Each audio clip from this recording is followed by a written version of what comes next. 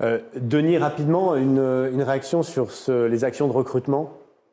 C'est tout à fait un sujet important dans notre filière, même si pour certains c'est un petit peu moins prenant en ce moment pour les raisons qu'on connaît, mais en tout état de cause, c'est un problème de fond. Donc il existe deux choses dans notre filière. D'abord une convention avec France Travail qui a été passée il y a quelques mois en arrière, qui permet d'avoir une écoute et un travail constructif avec France Travail pour nous trouver du personnel et puis nous aider à les former, parce que n'oublions pas dans notre métier qu'il faut embaucher, mais il faut former, et qu'il n'existe quasiment plus d'organismes de formation, ou très peu. On a parlé d'IFTH tout à l'heure, mais d'IFTH ne peut pas tout faire. Et il y a du travail à faire auprès de nos entreprises et d'aider nos entreprises à former. Et puis il y a également la plateforme French Tech, qui est une plateforme qui permet une mise en relation avec les candidats et les entreprises qui cherchent des candidats.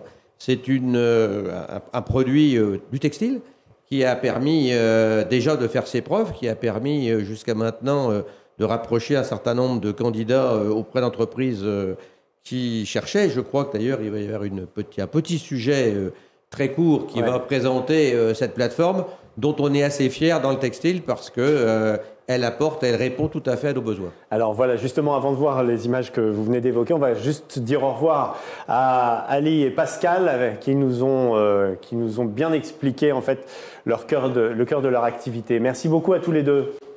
Okay. Très bien. Eh bien, merci de nous avoir donné cette opportunité de présenter Fibertex. Merci Olivier, merci Boris et bonne continuation à tous. Et puis on va continuer à vous suivre directement sur le réseau. Merci.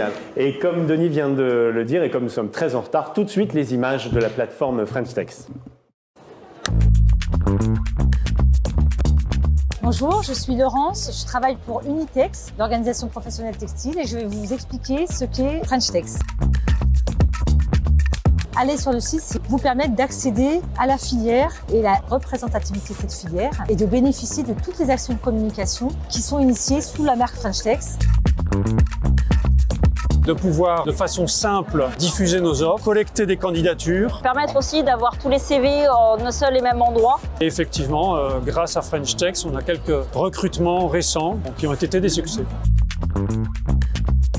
En résumé, le site est à la fois un outil d'information sur les métiers, les formations, les entreprises du textile, qui vous fait travailler votre marque employeur, qui vous permet, grâce à la multidiffusion, de toucher des cibles très larges. Et puis enfin, une tarification qui est à votre avantage grâce à un modèle économique partagé et faisant état de financements nationaux.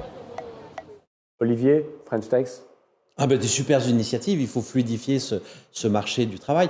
On est dans un pays aussi où il y a tellement de choses à faire. Et encore une fois, il n'y a pas besoin toujours de loi ni de budget public pour ça. On a 60 000 postes vacants dans l'industrie aujourd'hui en France. Ça veut dire un manque à gagner de 5 à 6 milliards d'euros de valeur ajoutée dans notre PIB tous les ans parce qu'on ne trouve pas les bons profils alors qu'on a le niveau de chômage qu'on sait. Alors ce type d'initiative, c'est fantastique. Ça permet de fluidifier, d'avoir des contacts directs, mais... Et c'est là où je vous fais un appel du pied. Rien ne remplacera le fait que nos jeunes visitent nos usines pour voir réellement les choses. On a une image de l'industrie en France qui est restée bloquée. Alors, c'est pas Germinal.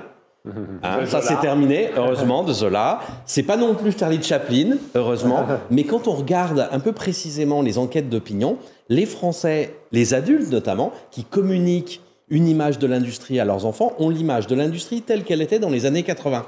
Or, entre les années 80 et aujourd'hui, il y a 40 ans d'efforts qui ont été faits pour éviter la pénibilité des tâches, la répétabilité, il y a de l'automatisation, il y a de la cobotisation, etc. Et cet effort que nous avons fait dans l'industrie, en fait, n'est pas reflété dans l'image que les Français ont de l'industrie et des métiers et qu'ils donnent à leurs enfants. Et ça, on peut faire autant de discours. Ici, rien de tel que d'emmener un jeune visiter une usine dans laquelle il y a eu ces investissements pour changer totalement l'image. Et après, il rentrera, je dirais, presque tout seul dans des plateformes comme celle-là. S'il vous plaît, ouvrez vos usines, soyez fiers de votre métier, faites parler aussi vos apprentis. On a des jeunes qui ont des modes de communication qui ne sont pas ceux qui sont les miens, parce qu'on a des générations de différence. Alors on peut nous communiquer notre fierté, notre plaisir, notre passion avec un certain nombre de mots. Eux le font différemment. Les apprentis que vous avez ou les jeunes salariés que vous avez, eux sont plus proches en mode de communication. Vous n'avez pas de compte TikTok ?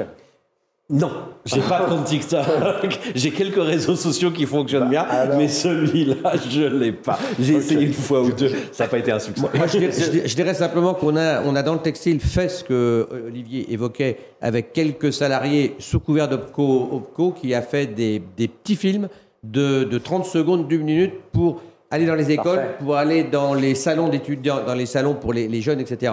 Et d'autre part, il est extrêmement important, alors je rejoins absolument Olivier, c'est le monde de l'éducation qu'il faut qu'on amène dans nos entreprises. C'est celui-là même qui en est sorti il y a 40 ans, qui a mis une barrière entre les deux. Et c'est vraiment ça qu'il faut qu'on fasse tous ensemble, parce que c'est capital, c'est ramener l'éducation nationale dans l'entreprise. Et il y a plein d'efforts qui sont faits dans tous les territoires, dans beaucoup d'entreprises qu'il faut saluer, mais surtout, il faut persévérer, continuer. C'est un sujet pour moi, dans un climat qui n'est pas très optimiste, pour moi, c'est un vrai sujet d'optimisme. Il y a tellement de choses qui sont en train de se passer avec l'industrie que j'aimerais voir 10 fois plus grand que ce que c'est aujourd'hui en termes de clips, etc. Mais il y a ça, c'est un superbe travail, ça va porter ses fruits. Continuons, persévérons. Là, je veux juste faire passer le message par rapport à notre émission, ce qu'on est en train de faire.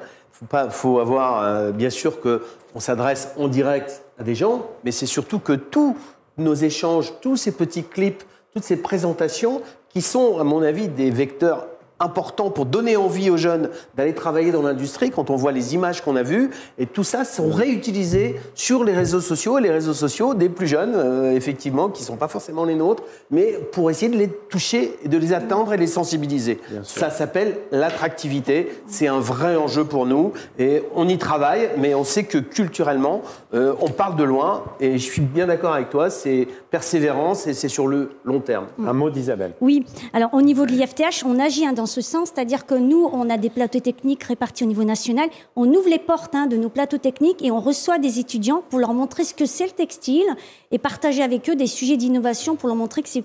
On a du traditionnel, mais on va aussi sur des nouvelles technologies, de la technologie en rupture. Donc voilà, on essaie de partager nos idées, nos innovations avec ce monde, le monde de l'enseignement initial. Bien sûr.